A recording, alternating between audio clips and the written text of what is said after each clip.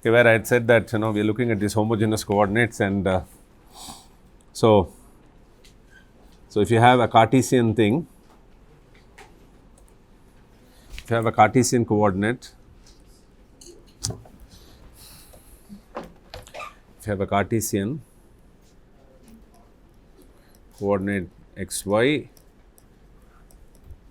then it's a homogeneous coordinate, right? Is the simplest thing would be xy1, but then you can have all of these. I mean, any alpha x, alpha y, alpha not equal to 0, right? Or all basically they all equivalently represent the same Cartesian, this entire thing, which is why we call them as homogeneous coordinates, because in the Cartesian space they all map back to the same point x comma y, right?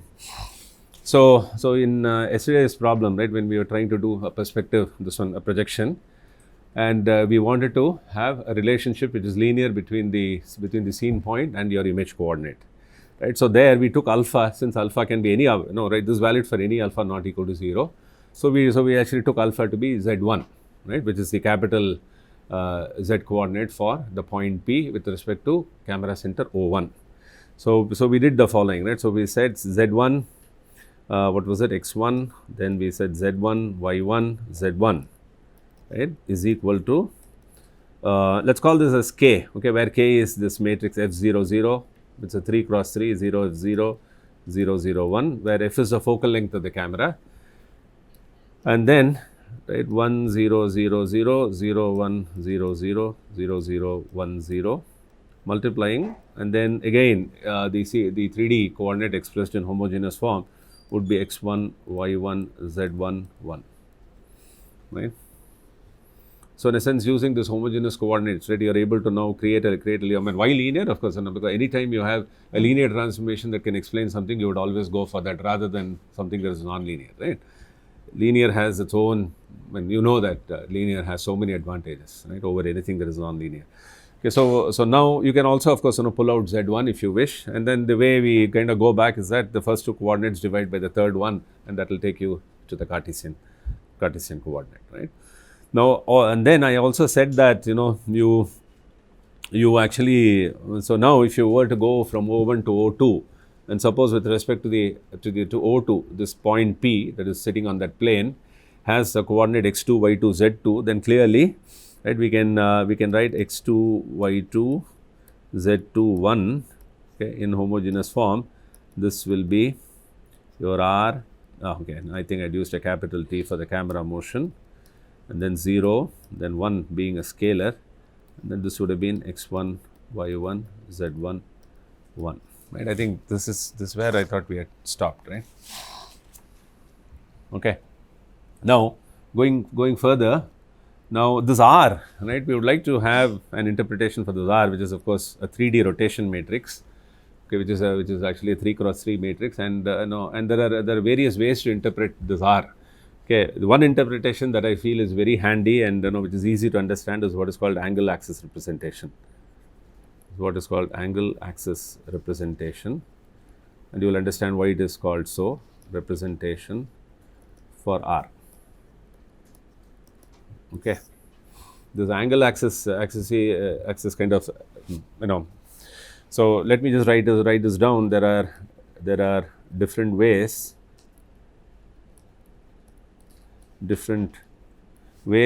to represent R, which is a 3D rotation, which encompasses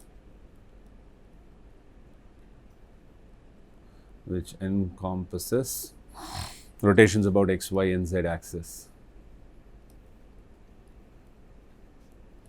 About x, y, and z axis. A particularly useful representation is this angle representation. A particularly useful form is AA, angle axis. Okay, this is okay. Suppose I call this AA, angle axis form. So wherein, okay, we write R to be equal to e raised to s theta, where this is a matrix exponential now. It's not a regular exponential. e power s theta, where s, I'll explain, okay, what these things mean.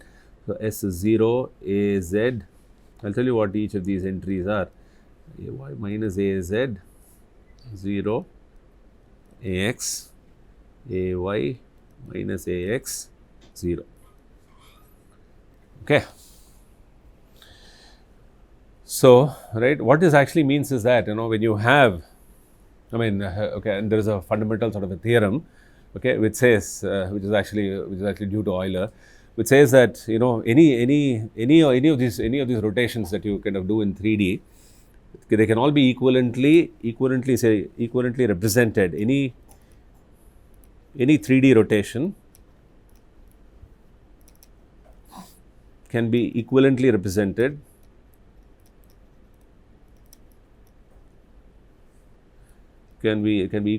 represented as a single rotation about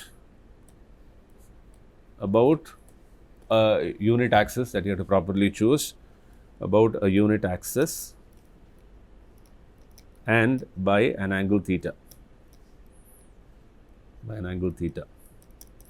Okay, so this angle theta is this theta that is sitting there. So basically theta is a scalar, but S is a matrix, and this unit axis is but A, whose components are Ax, Ay, Az. Okay, and there are rules that allow you to go between Rx, Ry, Rz composition and this R equal to E per S theta and all. Okay, I don't want to go into those details, but it just suffices to know that any sort of a 3D rotation that you do in the angle axis form, right, it can be equivalently, because when you take this form, then it's actually easy to sort of interpret all those in-plane rotations and anything that you want, right, from shear to whatever you want, right, you can actually equivalently think about what should be the camera motion, in the sense that what should be this 3D rotation matrix, and so about what axis should we be going to say rotating clockwise, and by the way, this is for a clockwise rotation. Okay, this is for a clockwise rotation.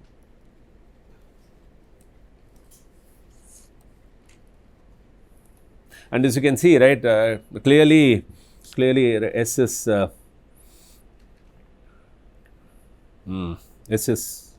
actually a skew symmetric matrix, right? S equal to minus S transpose,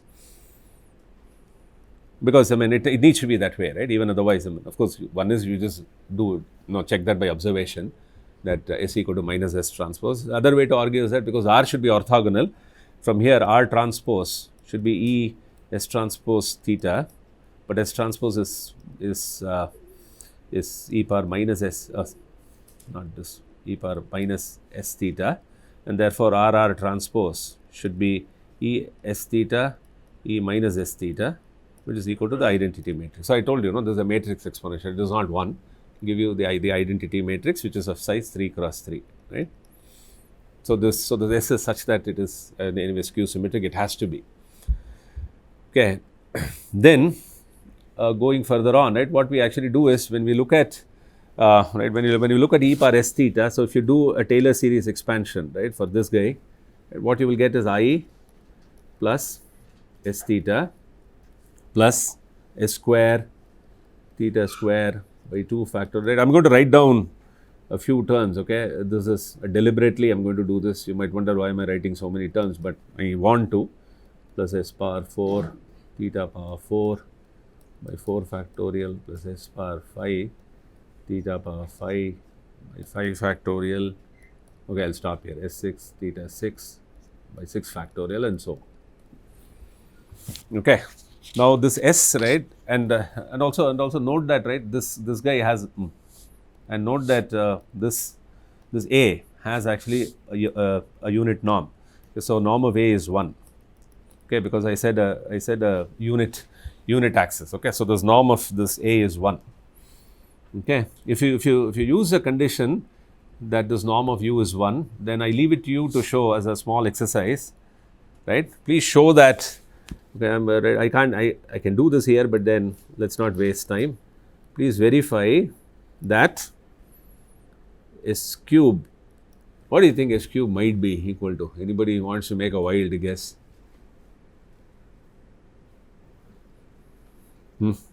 is equal to minus s.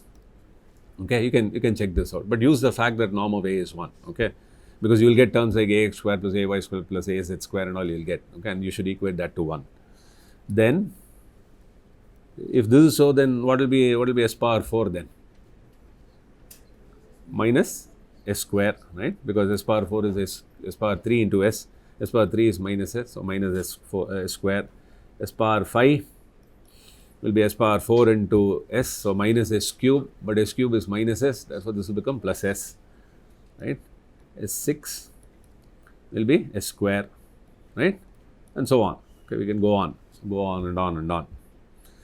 So now if you were to say plug that into this Taylor's expansion for e power s theta, what do you get? You get I plus s theta plus s square theta square by 2 factorial. Now in place of s cube, we will substitute minus s theta cube by 3 factorial. In place of s power 4, we will substitute minus s square theta power 4 by 4 factorial. S power 5 is plus s theta power 5 by 5 factorial plus s square theta power 6 by 6 factorial and so on. It may be a minus after that. Now, if you club all the terms that contain s and then club all the terms that contain s square, at anyway, right, theta is a scalar, so you can multiply either way. Doesn't matter from the right or the left, really doesn't matter. So, I plus s, let me multiply from the left. So, theta minus theta cube by 3 factorial plus theta power 5 by factorial, then it will be minus theta power 7 and so on, right. So, it will go on plus s square, if you take, you get theta square by 2 factorial, then minus theta power 4 by 4 factorial plus theta power 6 by 6 factorial minus and so on. Now if you see these two guys, right, you can actually relate them to something. This expression is sin theta, exactly. Okay, and what is this? This is also something you know. It's not cos, it's 1 minus cos, right? It's 1 minus cos theta.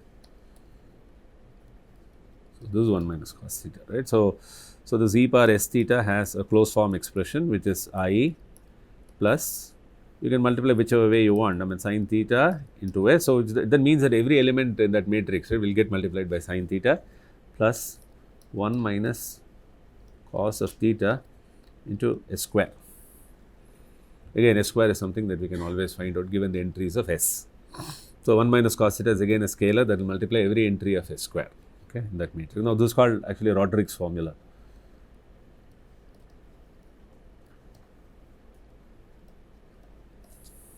Okay, so and now as you can see, right, if your angle happens to be 0, theta is 0, then of course automatically e power s theta becomes I, right? That and all you can actually verify quickly.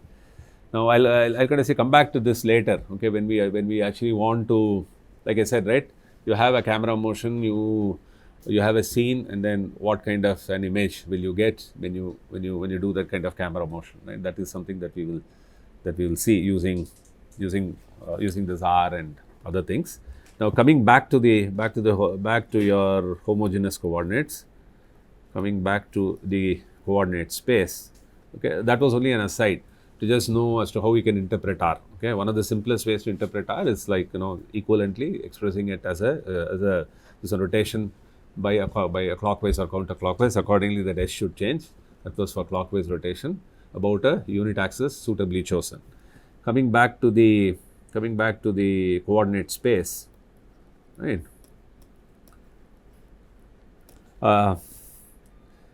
Now, if you kind of go back to that figure, we had a point P, right, and then we had moved from O1 to O2, and let's say we said that the coordinates of point P with respect to O2 now become x2, y2, z2, right, which then means that the image coordinates will then be just as we wrote for when the camera was at O1. Similar to that, we will write the image coordinates as z2, y2, z2, It is equal to K, which is that focal length matrix, multiplying 1 0 0 0 0 1 0 0 0 1 0, and this multiplying x2 y2 z2 1. And then the whole idea is that we want, see, eventually our idea is not to relate scene to the image, right? Our idea is to relate the two image coordinates, right? What we would ideally like to have is on the right hand side something that involves small x1 y1, and on the left we need small x2 y2, so that we can say that the two image coordinates can be actually related by a linear transformation. So now what we can do is we can go back to that expression for x2 y2 z2 1, which I wrote down somewhere here, right? So the nice thing about this thing is that this tablet business is you can just don't have to write anything again, right? So if you see this equation, let me call this A. So from this equation, right, what we can do is, so from equation A, we can actually substitute for this guy and then get K 1 0 0 0 0 1 0 0 0 0 1 0 multiplied by this was what, R T 0 1, and then x1 y1 z1 1, right? We simply substitute for the camera motion, right? Now we know that T is a 3 cross 1 vector representing camera motion. So if you actually multiply this, right, okay, you can actually quickly verify this. Okay, this will come out as R T next to it, right? If you want, you can actually quickly do this. So let's say R is some R11, R12, R13, R21, R22, R23, R31, 32, R33, and then you have your Tx, Ty, Tz, right? Those are R and T. And this guy is like 0 0 0, and this is a scalar. Okay, multiply this with x1 y1 z. Multiply this with 1 0. Okay, on the left, multiply this guy with 1 0 0 0 0 1 0 0 0 1 0, right? If you multiply this, right, you will get so first row, first column, so you just get R11, R12, R13. Okay, right. This is what? This is 3 cross 4, right? This guy is like 4 cross 4, so you should land up with a 3 cross 4. So R11 and then Tx, okay? And second one will be R21, R22, R23, Ty. Third one will be R31, R32, R33, Tz. Okay, this is a 3 cross 4. Okay, so what we normally do is we don't write like this, we simply say this is a matrix R T. Okay, that's how we write. So it simply means that there's a compartment, R is sitting and then next to it T is sitting as a column. Okay, 3 cross 1. Okay, that's what I wrote here. So this will reduce. So these two, when you combine them together, this will give you RT. Okay, then okay, now let's just go up. So what this means is that so we have Z2 X2 Z2 X2 Z2 Y2 and Z2 to be equal to K, and then we have R T, right, because these two we have merged now, and we have what is X1 Y1 Z1 1, right. Now if you actually multiply these two, right, you know the form of this, right? R slash T, I told you how that looks like. Okay, that kind of looks like this. If you actually multiply this with this, can you kind of guess what will happen? What will you get? If you want, you can try it out, or do you want, or shall I just leave it for you to kind of check this out? You'll get something like K r, I'm going to write this as x1 plus t. Okay, or else we can just do it off. It shouldn't take that long. Okay, R11, R12, R13, R21, R22, R23, R31, R32, R33, Tx, Ty, Tz, multiply it with x1, y1, z1, 1. Okay. So, this is 3 cross 4, this is 4 cross 1. Right. So, we should get the 3 cross 1. You want to quickly verify this. Okay. So, let us do that. R11 x1 plus R12 y1 plus R13 z1 plus Tx, right. Then R21 x1 plus R22 y1 plus R23 z1 plus Ty. R31 x1 plus R32 y1 R33 z1 plus Tz, right, which is but Rx1. Now, this x1, okay, mind you, is x1 y1 z1, doesn't have that 1 in it. Okay.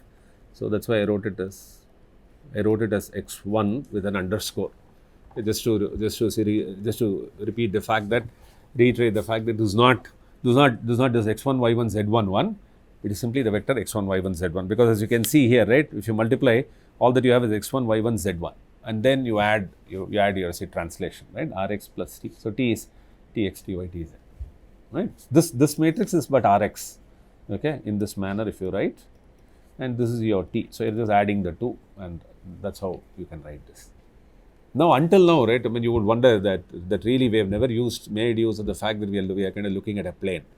It just looked like there was a point in the scene P which had a certain coordinate when you were in O1, and then you moved the camera, and then you went to O2, you got another coordinate. Nowhere have you used the plane equation really. Okay, now is the time to use this plane equation, because the whole idea is that we want to be able to relate image coordinates, right, and not really scene coordinates. So, now comes the role of your say plane equation.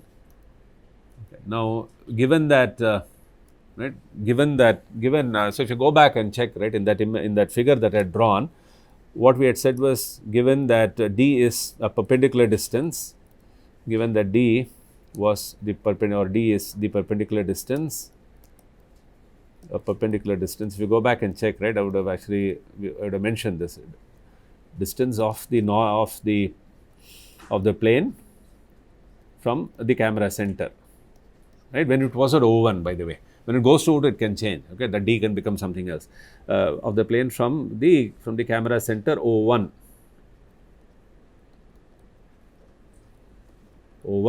okay, and then we also had actually a unit normal, and n is the unit normal of the plane.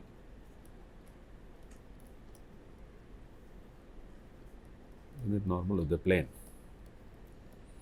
Okay. Given these two facts, right, we know from a simple plane equation that right, if a point P lies on that plane, and if it has whatever, right, x, y, z as its coordinates, then we know that it should satisfy the plane equation n transpose. I'll write this as x1 is equal to d, because that P has coordinates x1, y1, z1, right. The homogeneous form is x1, y1, z1, 1, but the plane equation is what? N transpose x equal to d, correct. This is from, I mean, this you are all familiar with, right? This is simply the plane equation. From the plane equation, okay, here is where we are actually making use of the fact that the scene consists of a plane. Until this point, we never made use of anything. So, we know that N transpose x1 is equal to the scalar d. Now, you walk back to that equation, right, that you had in the let's say previous page, which was z2 x2, z2 y2, z2, and then you had k, and what was it, Rx plus T or something. What did you have there? So, you had z2 x2 k into Rx plus T, right. Rx in the sense that we wrote this as Rx1 plus T, correct.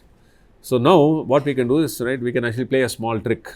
because in order to be able to equate the image coordinates, what do you think we should play as the trick? What should be the trick? Given that this is valid, right, for any point P on the plane. So what should we do? We should just take A R x1, x1 plus T n transpose x1 by D, because that's a scalar, no? N transpose x1 is anyway a scalar, right? That is D. So all that you are doing is multiplying T by 1. Okay, but then, right, that trick helps you to pull x1 out now, because otherwise, right, you have an x1 sitting here and then the T sitting there, and then you want to bring in your image coordinates, right? So this is N transpose x1, which is D by D. And in terms of dimensions, there isn't anything wrong, because even if you try to look at T, well, ideally, right, the way we interpret this is like N transpose x1 by D. Okay, so this quantity is 1. This is just 1. So then what we can do is we can actually pull. Of course, now we are able to pull x1 onto the right side, because it's now a vector. So R plus T n transpose by D into x1, because x1 is common to both the terms inside.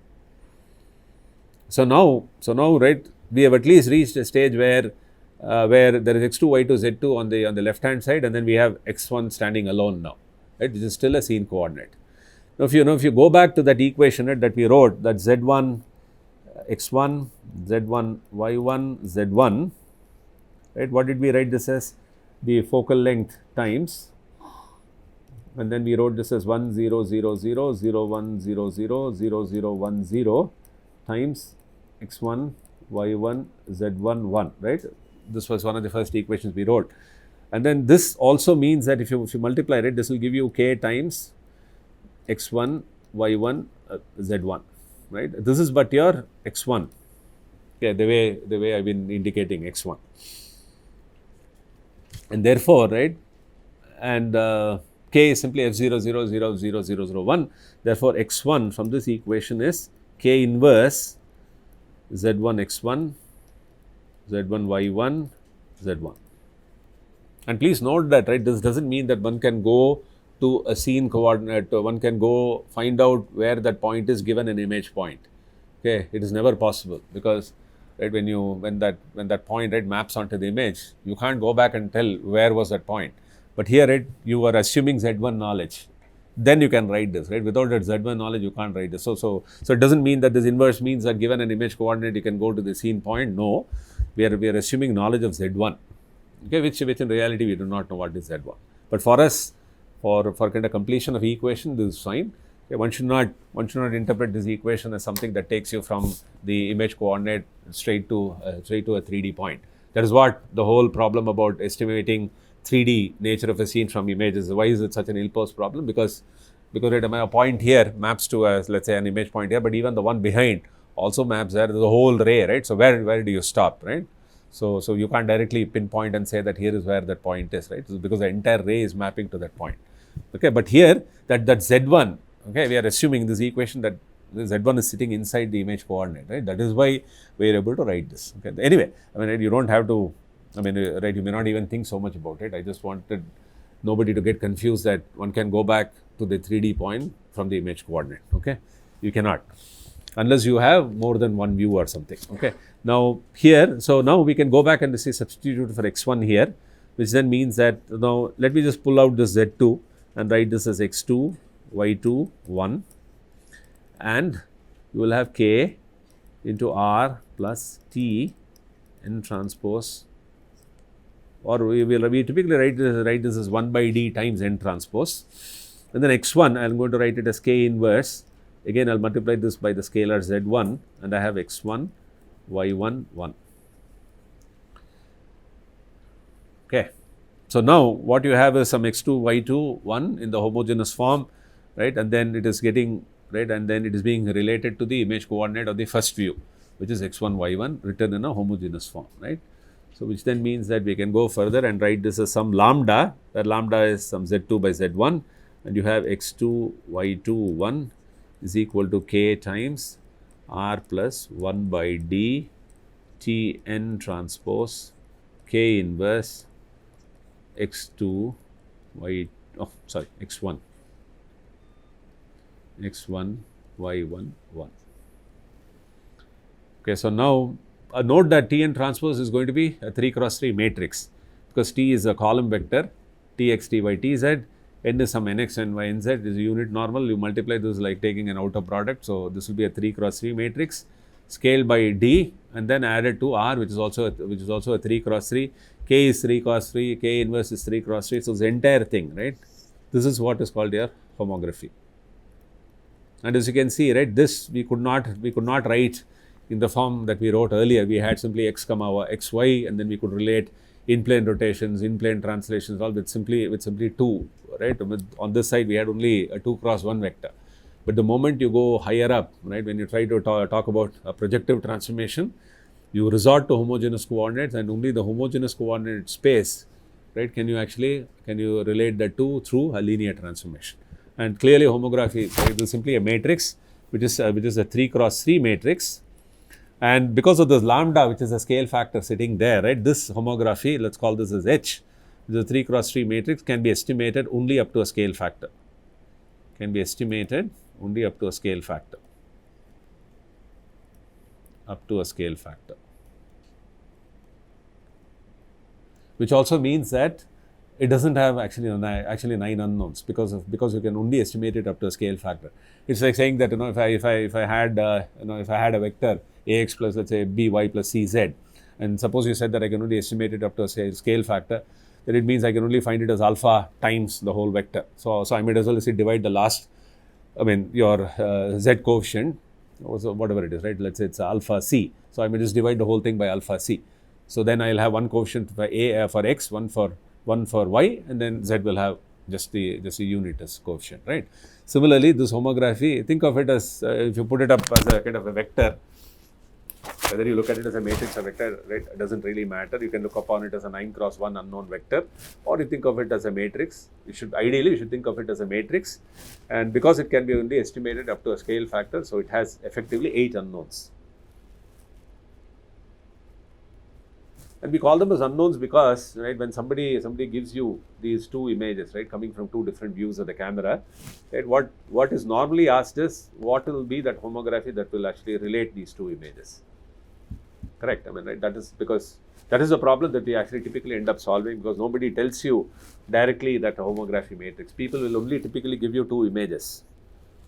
Right? People will give you 2 images and they will say that these are images taken of a scene from a camera that has whatever moved in some manner. We don't know how it moved. Now find out what is that homography which actually relates these 2. So what is that H that takes you from here to here.